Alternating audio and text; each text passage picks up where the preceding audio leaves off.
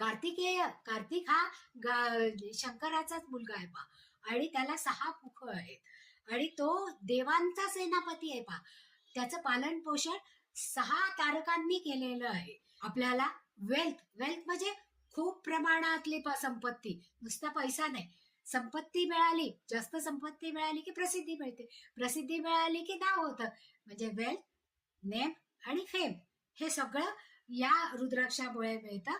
आणि शनी महाराजांचा, कारण इथे शनी महाराज जर काही त्रास होत असेल शनी महाराजांचा, तर तो कमी करण्यासाठी हे 7मुखी रुद्राक्ष जास्त उपयोगाला आहे.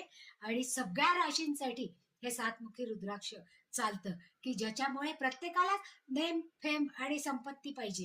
हो की नाही? असं कोणीच माणूस सापडणार नाही की ज्याला संपत्ती नकोय, नाव नकोय किंवा प्रसिद्धी नकोय. त्यामुळे सगळ्यांसाठी, सगळ्या राशींसाठी 7मुखी रुद्राक्ष एकदम आयडियल आहे.